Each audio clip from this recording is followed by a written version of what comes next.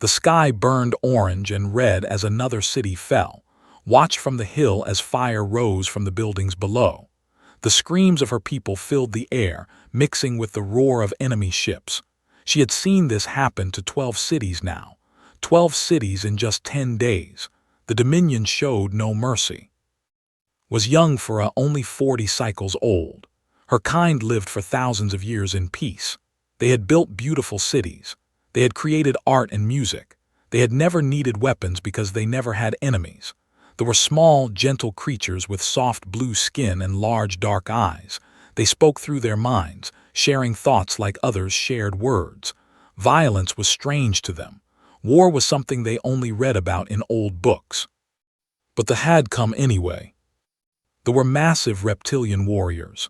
They stood 3 times taller than any. Their scales were thick as armor. Their teeth were sharp as blades. They conquered worlds for fun. They enslaved entire species for sport. And now they wanted Prime. Turned away from the burning city and walked toward the underground tunnel. The entrance was hidden behind a waterfall that no longer flowed. The had poisoned the rivers on the first day. She climbed down the stone steps, deeper and deeper into the earth. After an hour of walking, she reached the great chamber where the council waited. Elder sat at the center of the room. He was ancient, over 9,000 cycles old. His blue skin had faded to pale gray. His eyes, once bright, now looked tired and empty. Around him sat the remaining 11 elders. These were all that remained of the government. The rest had died in the attacks. Said through his mind, his mental voice was weak. What news from the surface? The city of has fallen, replied. They are moving toward the eastern settlements. Our people are fleeing, but there is nowhere left to go. The elders shared their grief through their mental connection. Felt their sadness wash over her like cold water. She felt their fear, their hopelessness, their despair. For the first time in 12,000 years, they faced extinction.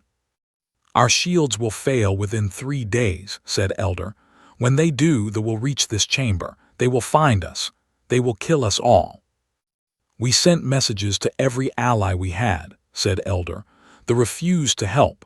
They are too afraid. The Galactic Council says they cannot interfere in what they call a local conflict. A local conflict, repeated bitterly. Billions dead and they call it local. Stepped forward, her heart beat fast. She had an idea, but she was afraid to speak it. The elders might think she had gone mad. Perhaps she had, but there was nothing left to lose. There is one more option, she said. The elders turned to look at her. She felt their attention focus on her mind. Speak, young one said. When I was 20 cycles old, I worked as a scout on a trading ship.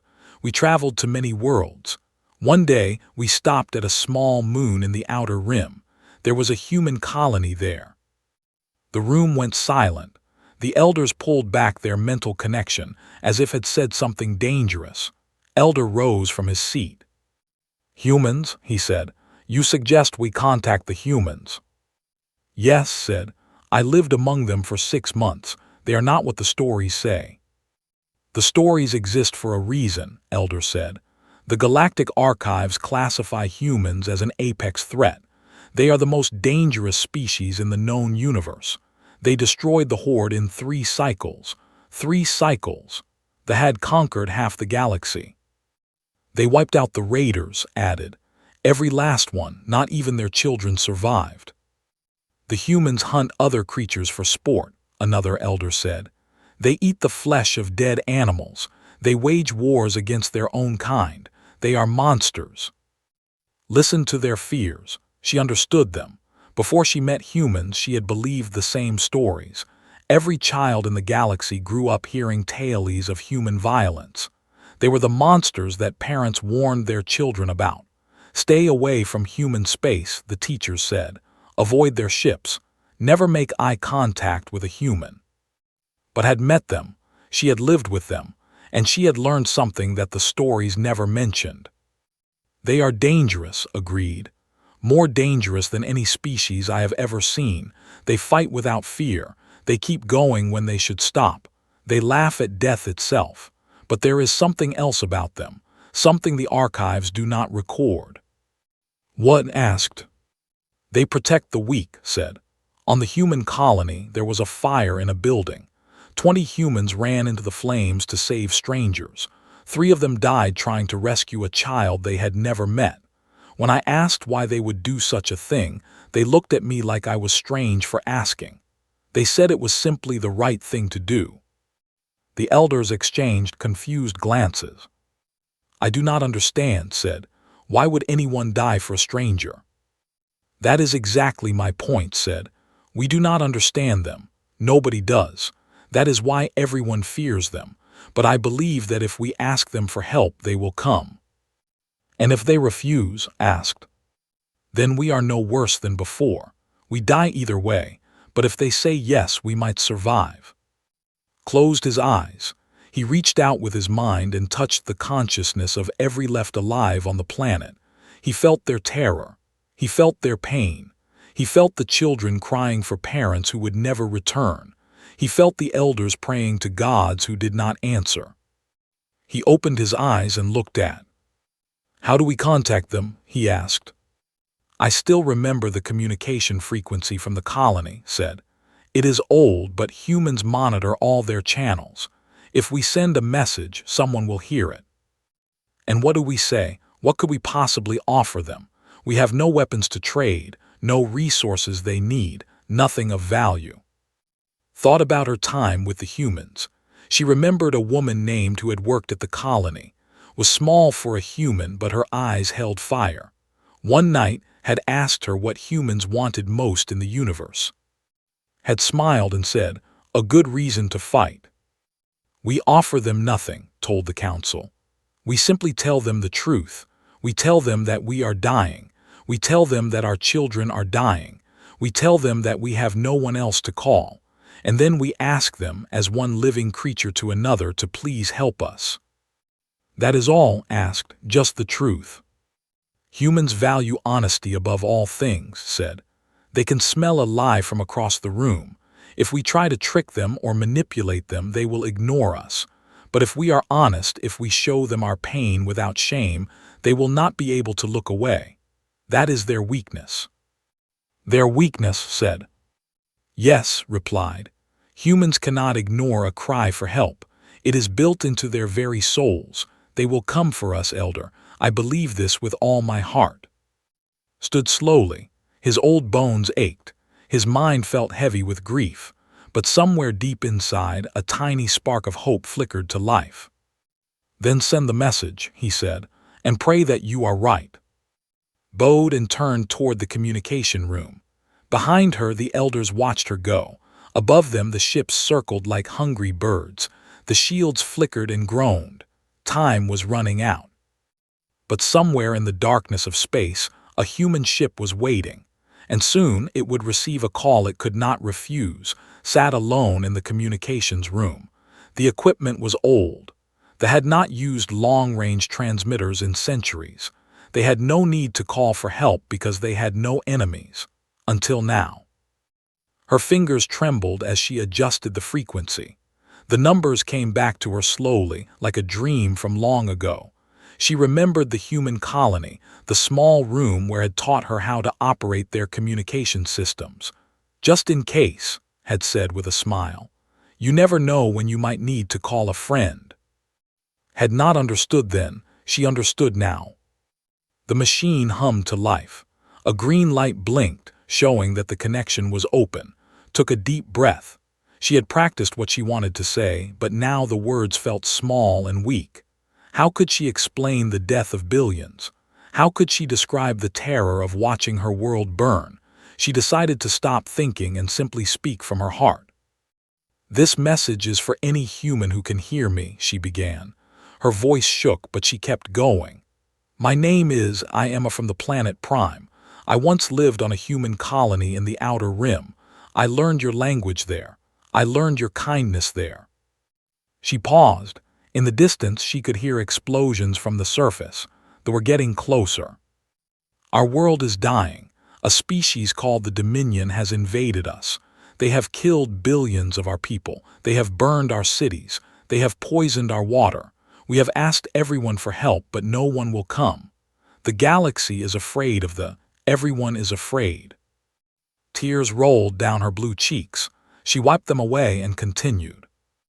We cannot fight. We have no weapons. We have no soldiers. We are a peaceful people who have never known war that will destroy us completely. Not because they need our planet, not because we have done anything wrong. They will kill us simply because they enjoy killing, because they can. She leaned closer to the microphone. I'm not asking you to save us because we can pay you. We have nothing to offer. I'm not asking because we are important. We are just a small species on a small world. I am asking because I believe that humans are different from everyone else. I believe that you cannot hear this message and do nothing. I believe that somewhere in your strange, violent, beautiful hearts, there is a part that refuses to let the innocent die. She closed her eyes. Our children are hiding underground. They are scared.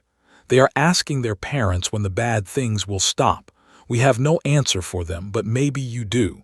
Maybe you can be the answer. Please help us. We have no one else to call. She ended the transmission. The green light turned red. The message was sent, flying through space at the speed of light, bouncing off relay stations and satellites, spreading outward into the void. Then she waited. 1 day passed. They destroyed 3 more settlements. Elder died when a bomb hit his shelter. The remaining elders lost hope. They told that the humans would not come. Nobody ever came. 2 days passed. The planetary shields dropped to 30%. The Admiral broadcast a message to all, promising that surrender would be met with mercy. But everyone knew what mercy meant. A quick death instead of a slow one, nothing more. 3 days passed. Stopped eating. She sat in the communications room, staring at the silent receiver. She had been wrong. The humans were just like everyone else. They did not care about a small, weak species on the edge of the galaxy. Why would they? What reason did they have to die for strangers? On the 4th day, the receiver crackled. Jumped up so fast she knocked over her chair. She grabbed the controls and adjusted the frequency. Through the static, a voice emerged.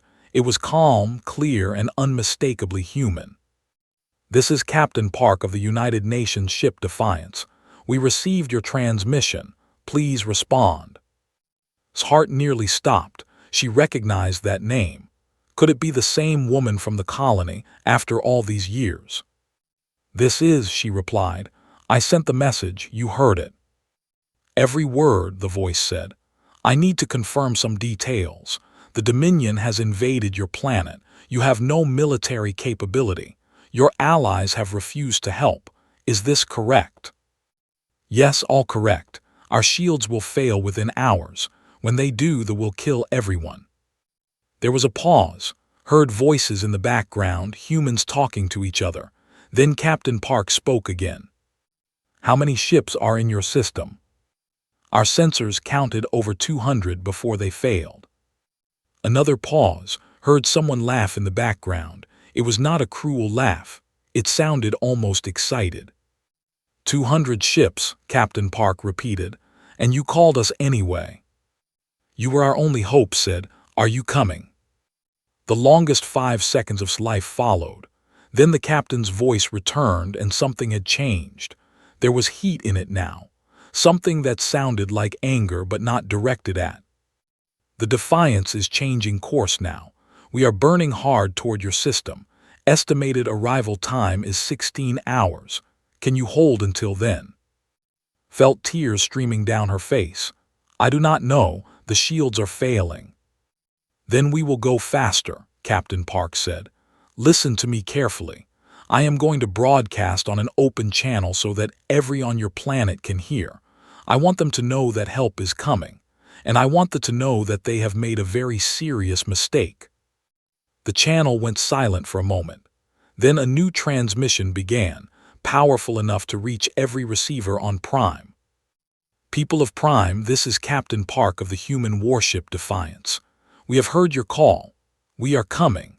To every parent holding their child in the darkness, to every elder praying for a miracle, to every young wondering if tomorrow will come, I make you this promise. Nobody dies today except the enemy. Across the planet stopped running. They stopped crying. They gathered around any device that could receive the signal and listened. To the Dominion, Captain Park continued, her voice dropping to something cold and hard. You have attacked a peaceful species. You have murdered civilians. You have killed children. You have done this because you believed no one would stop you. You were wrong. We are coming, and we do not forgive. We do not forget. We do not show mercy to those who hurt the innocent. Run if you want. It will not help. Hide if you can. We will find you, or stay and fight. We prefer that option. In the underground chamber, Elder listened with tears in his ancient eyes. The other elders held hands, sharing their emotions through their mental bond. For the first time in weeks, they did not feel despair. They felt something strange and new. Hope. Hold on, Prime, Captain Park finished. Help is on the way. The transmission ended, collapsed into her chair, shaking with relief. Above the planet, the Admiral received a copy of the human message.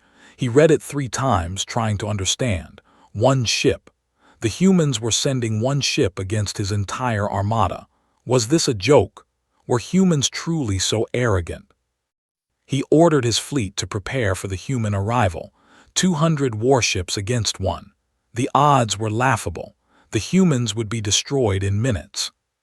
But deep in his cold reptilian brain, a small voice whispered a warning. The voice reminded him of the Horde. The voice reminded him of the Raiders. The voice asked a simple question.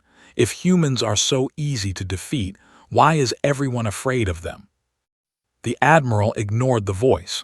He would soon wish he had listened. The Defiance dropped out of at the edge of the system. On the bridge, Captain Park stood with her hands clasped behind her back. She was a small woman, barely 160 centimeters tall. Her black hair was cut short. A scar ran down her left cheek, a souvenir from a battle she never talked about. Her eyes were dark and calm, but those who knew her understood the fire that burned behind them. Report, she said. Lieutenant Minu worked the tactical console. He was young, only 28, but his mind was sharp as a blade. On his console, a small photograph was taped to the corner. It showed a little girl with pigtails smiling at the camera. His daughter. His reason for fighting. 212 warships in orbit around Prime, Minu reported. Their flagship is the Devourer, a heavy assault carrier. They have detected us. Good, Park said. Let them see us coming. The communications officer spoke up. Captain, the Admiral is hailing us. He demands that we leave the system immediately or face destruction. Ignore him. He says we are outnumbered 200 to 1. He can count, I am impressed. A small laugh rippled through the bridge crew. Park allowed herself a tiny smile. She turned to the navigation officer. How long until we reach weapons range? 20 minutes at current speed, Captain. Too slow. Push the engines to 120%. That will burn out the drive coils in 6 hours. Then we better win this fight in 5. In the lower decks, the Marines were preparing for combat. Sergeant walked down the line of soldiers, checking their weapons and armor. She was 35 years old, with short brown hair and eyes that had seen too much death. She moved with the easy confidence of someone who had fought 100 battles and won them all. Listen up, she called out. Our mission is simple. We are going to board the flagship, kill everyone who gets in our way, and capture their admiral. Questions? Private raised his hand. He was the youngest Marine on the ship, only 19 years old. His face still had the softness of youth. This was his first real mission. Sergeant, how do we board their ship if we are outnumbered so badly? Grinned. We fly straight at them while they shoot at us, crash into their hull, cut our way inside, and start breaking things. Any other questions? Looked pale. What if we die? Then we die doing something that matters, said. Her voice softened slightly. Look, kid, I am not going to lie to you. This is dangerous. Some of us might not come back. But down on that planet there are millions of innocent people waiting to die. Children who have never hurt anyone, old people who just want to live in peace. They called for help and we answered. That is what we do. That is who we are. Corporal Ryu walked over and put a hand on shoulder. Was the heavy weapons specialist, a large man with gentle eyes. In his pocket, he carried a small notebook filled with poems he wrote between battles. First time is always scary, said quietly. But you are not alone. We watch each other's backs, always. Nodded, trying to look brave. He did not feel brave. He felt like a child pretending to be a soldier. But he had joined the military to protect people, and now he had a chance to do exactly that. He checked his rifle one more time and took a deep breath. On the bridge, the Defiance was closing the distance. The fleet arranged itself in a defensive formation, hundreds of weapons pointed at the single human ship. The admiral of the watched from his command throne, still unable to believe what he was seeing. They are not slowing down, one of his officers reported. They are accelerating. Impossible, the admiral said. No one charges into a fleet alone. They must have reinforcements hiding somewhere. Our sensors show no other ships in the system. The admiral narrowed his yellow eyes. Then they are mad, destroy them. The fleet opened fire. Thousands of energy beams cut through space toward the Defiance. On the bridge, alarms screamed as the ship shook from impacts, but Captain Park did not flinch. Damage report, she said calmly. Shields holding at 70%, Minyu replied. They are hitting us hard, but their targeting is designed for fleet battles. They cannot track a single fast-moving target efficiently. Good, keep us unpredictable. Random evasion pattern but maintain our course toward the flagship. The Defiance danced through space like a boxer dodging punches. It rolled, spun, and twisted while its engines burned at maximum power. Enemy fire filled the void around it, but the human pilot was better than any machine. She found the gaps in the barrage and slipped through them. On the surface of Prime stood outside for the first time in days.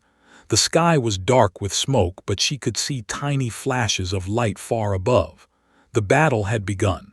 Others gathered around her, watching in silence. They did not understand what they were seeing. They only knew that somewhere up there, strangers were dying for them. One ship, Elder whispered. He stood beside, leaning on a walking stick. They sent only one ship. One ship was enough for them, said. How can you know that? Thought about her time on the human colony. She remembered watching human children play a game called tag. They ran and laughed and tackled each other without fear. She remembered watching human adults argue about politics, their faces red with passion. She remembered watching a human funeral where people cried openly and held each other.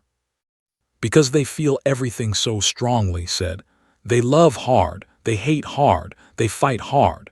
When a human decides to do something, they do it completely. There is no halfway with them. Above them, the Defiance broke through the formation. It had taken damage. Parts of its hull were burned and broken, but it was still flying, still fighting, still coming. Captain Park gave the order that everyone had been waiting for. Launch the Marines. In the drop bay, the soldiers climbed into their boarding pods. These were small metal capsules designed to crash into enemy ships at high speed. There was no comfort inside, no safety features, just a shell of armor and a prayer. Sealed her pod and activated the communication channel. All Marines, sound off. One by one, her soldiers confirmed they were ready. 12 others, 15 humans against a ship full of warriors. Remember your training, said. Watch your corners, cover your friends, and when in doubt, shoot first. See you on the other side. The bay doors opened. Below them, the massive flagship filled their view. It was 10 kilometers long, covered in weapons and armor, a monster of metal and death. Felt his stomach drop as the pod launched. He was falling toward the enemy, surrounded by fire and chaos. His hands shook. His breath came fast, but then he heard his voice in his ear. I wrote a poem this morning. Want to hear it? Laughed despite his fear. Is this really the time? It is exactly the time. It goes like this.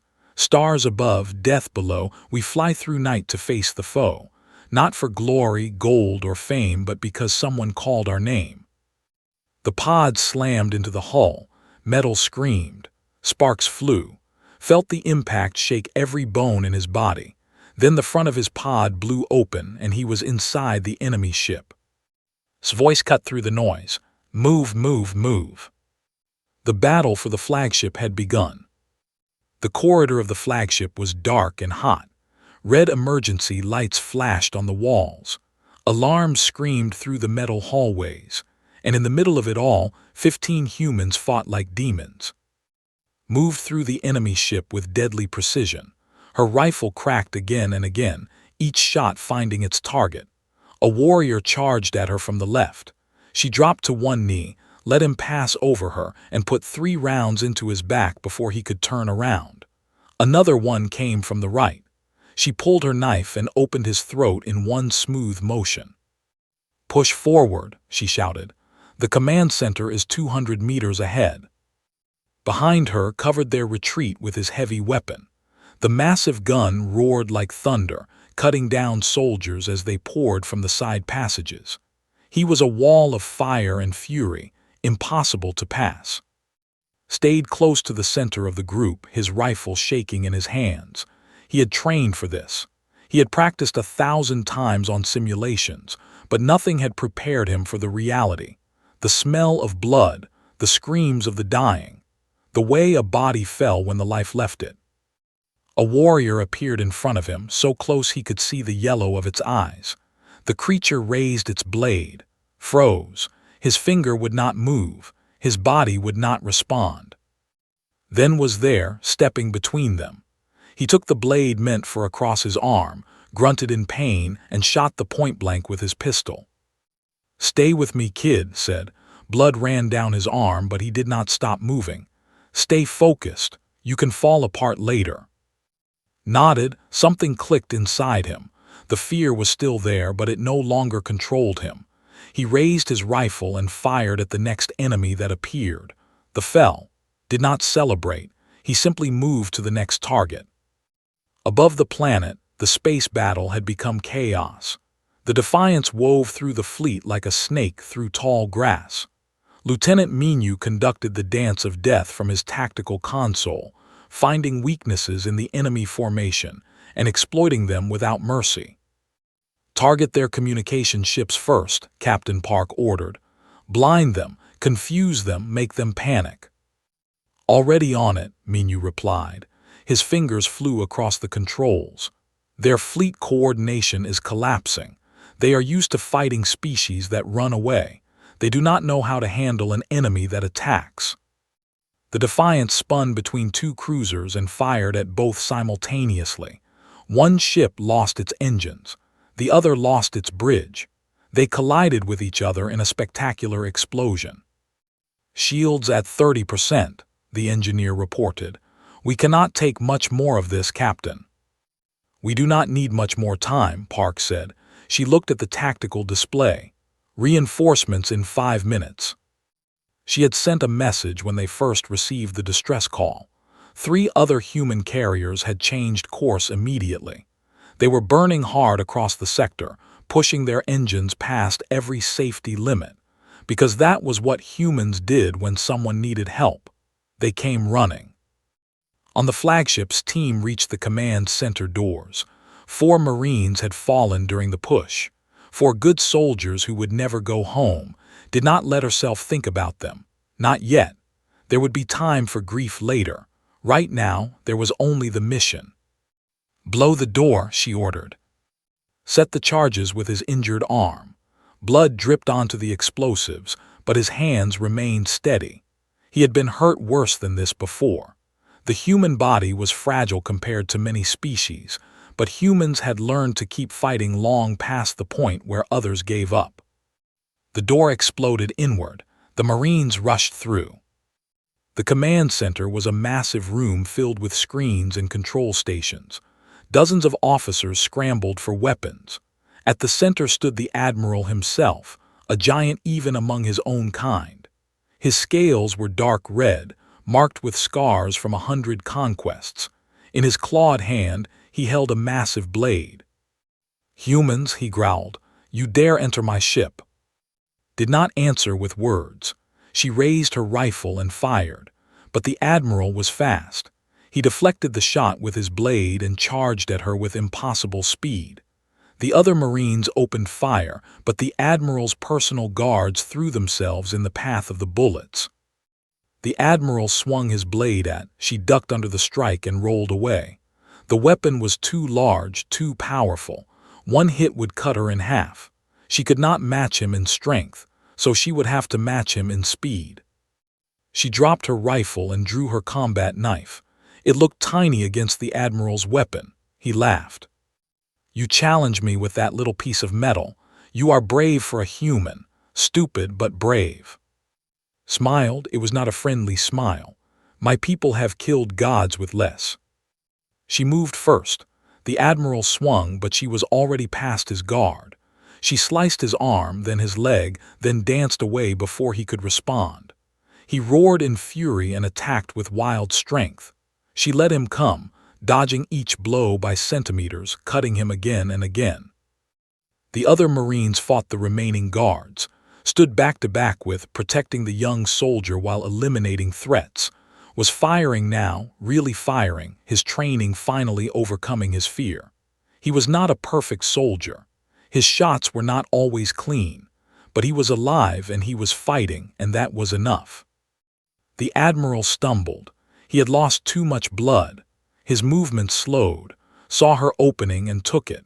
She jumped onto his back, grabbed his head, and drove her knife into the gap between his scales at the base of his skull. The Admiral fell. The room went silent. Stood over the body, breathing hard. Her uniform was covered in blood, most of it not her own. She looked at her remaining soldiers. 8 were still standing. 7 had given their lives to reach this room. "Secure the bridge," she ordered, "and get me a communication channel to that fleet." Outside, the Armada was in chaos. They had lost contact with their Admiral. They had lost a third of their ships. And now, 3 new signatures appeared at the edge of the system. 3 more human carriers, weapons hot and shields up. Captain Park's voice broadcast across all frequencies.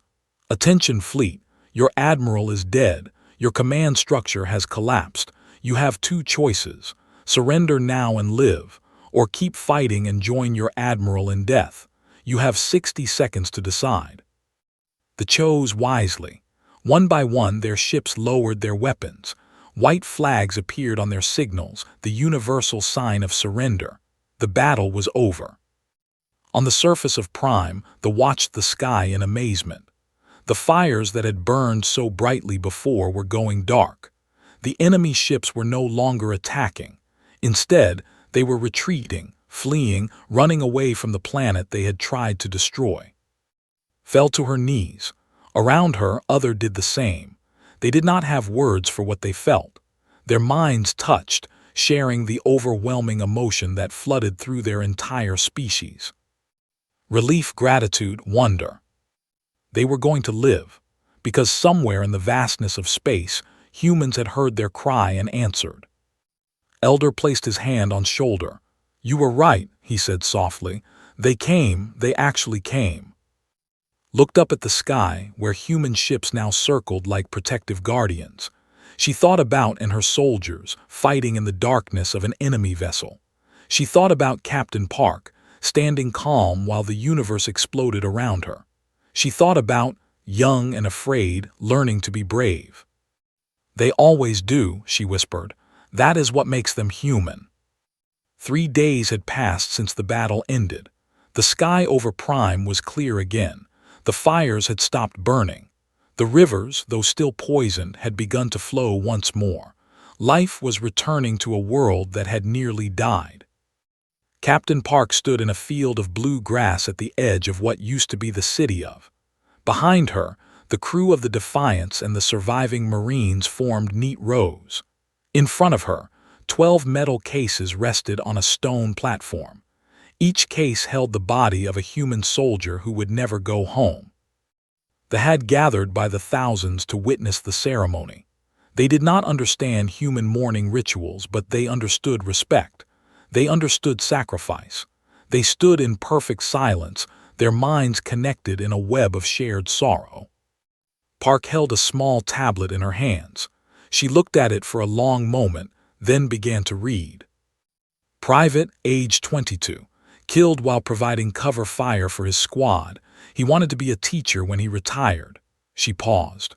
Corporal O, age 29, killed defending a wounded comrade. She has a brother on Earth who is still waiting for her to come home. One by one, she read the names. Each name was a story. Each name was a life cut short. Each name was a family that would receive a flag instead of a loved one. When she finished, Park folded the tablet and looked out at the crowd. Her eyes were wet, but her voice remained steady. These 12 soldiers did not know they had never visited this planet. They had no personal stake in this war. They came because they were asked. They stayed because they believed it was right. They died because that is sometimes the price of doing what is right. She turned to face her crew. I am not going to tell you that their deaths were necessary. I am not going to say that the outcome was worth the cost. Every death is a tragedy. Every loss leaves a hole that can never be filled. But I will tell you this. They died protecting people who could not protect themselves. They died standing between evil and innocence. There is no better death for a soldier. There is no better legacy for a human. Stepped forward. She was out of her combat armor now, wearing a simple black uniform. Her face was hard as stone, but her eyes showed the pain she carried inside. She placed her hand on one of the metal cases and spoke quietly. Private Park, she was 19, same age as my little sister. She was scared the whole way down in the drop pod. I could hear her breathing over the radio, but when the doors opened, she was the first one out, first one into danger, first one to draw enemy fire so the rest of us could advance. His voice cracked slightly. She died saving, threw herself in front of a blast meant for him, never hesitated, never asked why, just acted. Stood nearby, his head bowed. Tears ran freely down his face. He did not try to hide them. Stood beside him, one arm in a sling from his wound, the other hand resting on his shoulder. The ceremony continued. Soldiers shared memories. Some cried. Some laughed at old jokes. The humans mourned together, each one carrying part of the grief so that no one had to carry it alone. Watched from the edge of the crowd. She had never seen anything like this. They experienced death differently. When one of them died, the memories flowed back into the collective consciousness, preserved forever. There was sadness, but not this raw, individual pain. Humans faced death alone. They remembered their dead not as merged spirits, but as separate people who were gone forever. It seemed unbearably cruel, and yet somehow it also seemed beautiful. After the ceremony approached Captain Park. The human woman was standing alone, looking at the sky. Her face was tired, older than it had seemed during the battle. "May I speak with you?" asked. Park turned and nodded. "Of course. I have a question that I have wanted to ask since I first met humans. I asked it once before, to another human on the colony where I lived, but I did not understand her answer. Perhaps now I will."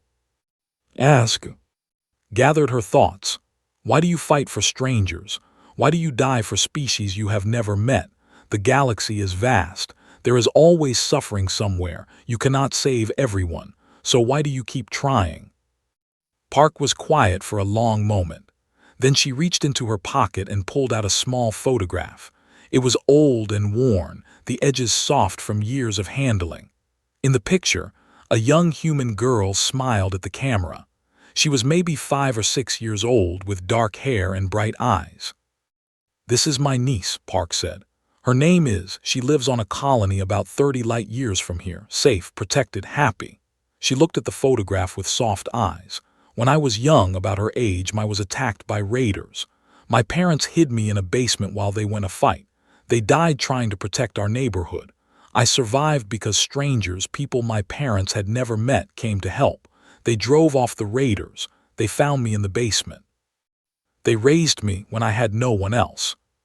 She put the photograph away. I fight because someone fought for me. I protect strangers because strangers protected me. Every child I save could be someone's. Every planet I defend could be someone's home. Humans do not fight because we are brave. We fight because we remember what it is like to be small and scared and alone. We fight so that others do not have to feel that way. Considered these words. They were simple, but they held a weight that she was only beginning to understand. The galaxy calls you the most dangerous species, she said. They fear you. Park smiled slightly. Good, fear keeps the predators away. But you are not predators. No, we are protectors, but protectors need teeth or they cannot protect anyone. A communications officer ran up to them. Captain, we have received another distress call. A mining colony in the next sector. Pirates are attacking. Park sighed. She had not slept in 4 days. Her ship was damaged. Her crew was exhausted. But she straightened her shoulders and turned toward the landing shuttle. Plot a course. We leave in 1 hour. The officer ran off to relay the order. Park looked back at. I hope your people rebuild quickly. They will think twice before attacking you again, but there are other threats out there. Stay safe. Wait, said. Before you go, I must tell you something. The Galactic Archives will be updated about this battle. Your species will remain classified as an apex threat, but I will make sure they add something new. What? Smiled. It was the first time she had smiled in weeks. A note explaining that the threat only applies to those who harm the innocent. For everyone else, humans are the galaxy's best hope. You cannot refuse a genuine plea for help.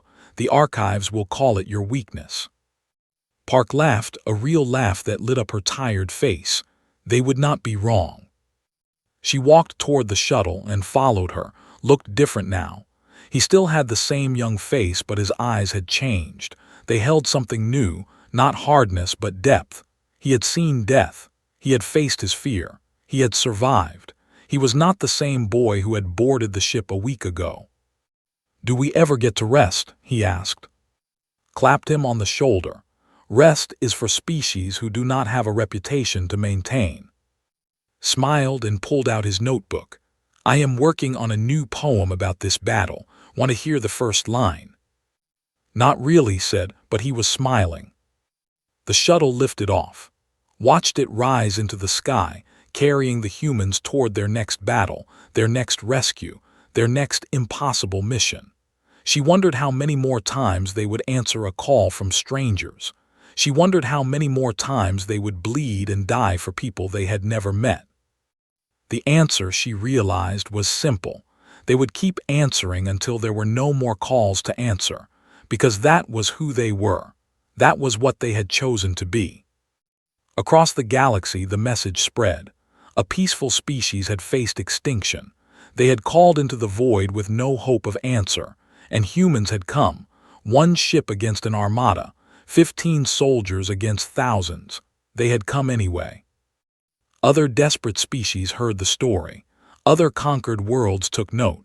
And in the darkness of space, new calls began to go out. Weak voices asking for help.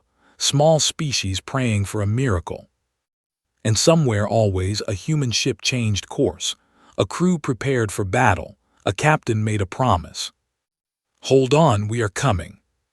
Because humans never learned to ignore a cry for help. And the galaxy was finally beginning to understand that this was not a weakness at all. It was their greatest strength.